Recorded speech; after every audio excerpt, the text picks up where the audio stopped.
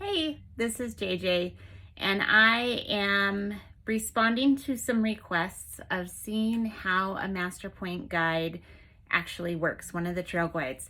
So all of them are essentially the same.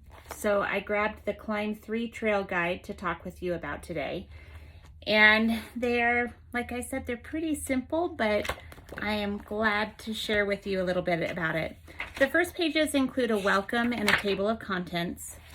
Right here is the overview of the scope and sequence for all of the Masterpoint work, which I think is really important to know where you're headed as you get started on something. And then there's a description page of how to use the guide.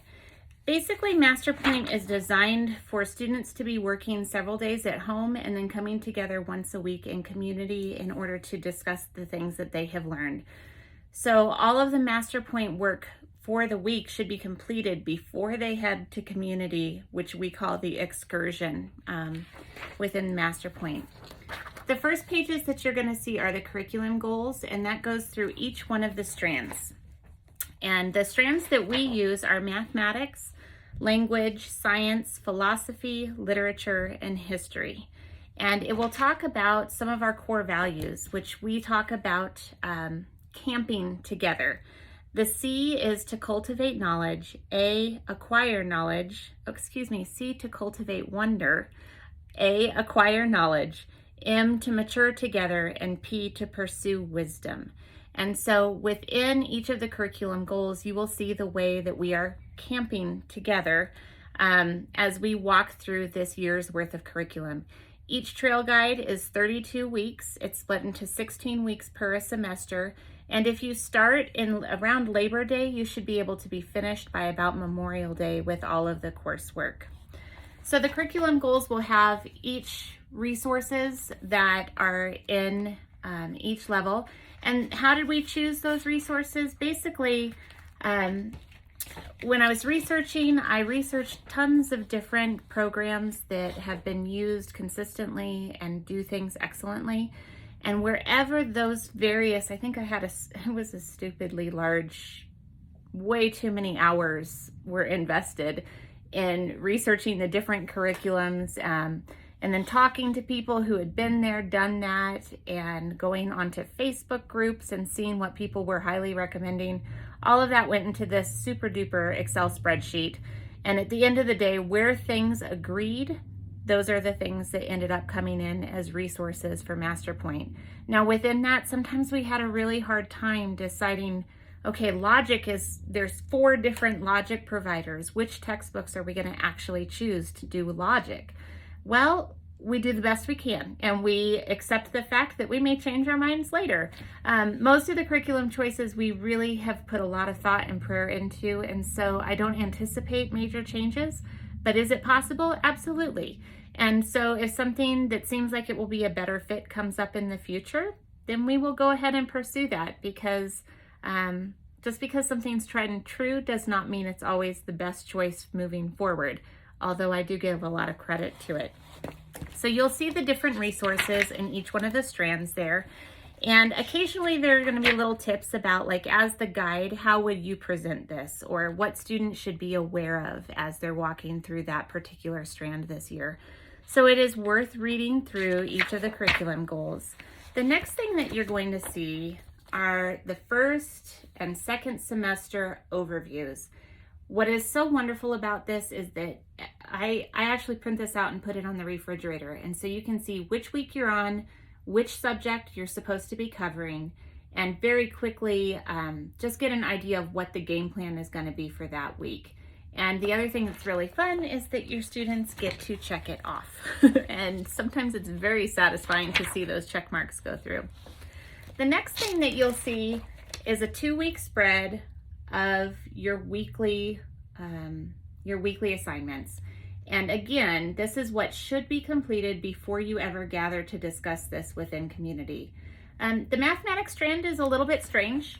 When we have been doing community in previous experiences, we always found that our students were at different levels of mathematics. And so then when we came together in a group, it was really, really hard to have a discussion because we had a lot of different levels happening.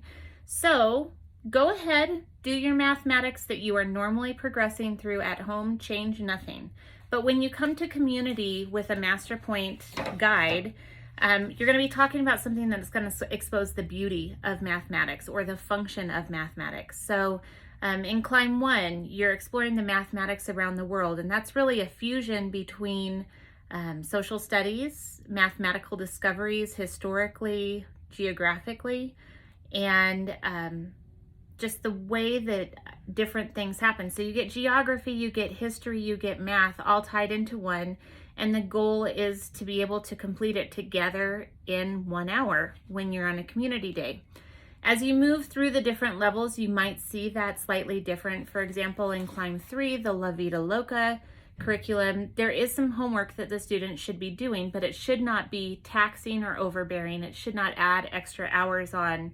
In fact, I would say if they can't get it done in an hour, you need to just stop, because this is not supposed to be something stressful. It's supposed to add beauty and give our students an understanding of why we talk about math, why we do math, and the function of it. The language that we use is out of the Memoria Press series, and they will allow you to use either type of Latin pronunciation that you want. So just so that you know, if you're coming from something else, that would be something that I have had questions about, and you can use either. The science, we mostly use Novare. We sometimes use Apologia, but there are different options there, and it depends on the level of which you're working on. The philosophy, sometimes I have people ask, why do we do informal logic in 2 different years? And the reality is, I think that it's really important in our day and age for students to understand and recognize fallacies fallacies or different informal logic pieces. When they first encounter it early in Climb 1, they are maybe not as mature or ready to understand it. And so then when you hit it again in the Climb 3 cycle, you're able to adapt to it differently and recognize things. And I particularly love it during an election year, or even just looking at the media that we consume and how people jump to conclusions that are just illogical. And so that is a bit of a repeat, but it's done on purpose so that the maturity of the student can catch up with the maturity of the topics that you're able to discuss. The literature that we're using, sometimes it will match exactly the different curriculum that you pace along. Other times it will be assigned separately.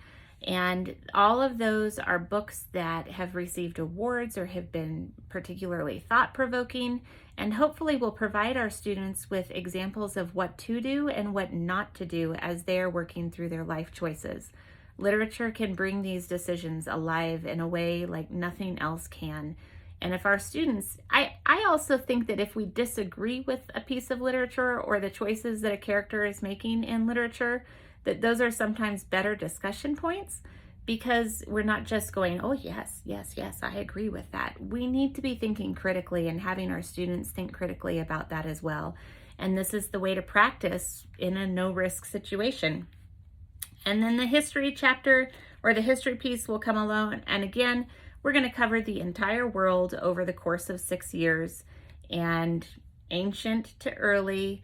And in Climb 2, I love the current event strand, because the students get to argue and look at different events and see how it's relevant for today.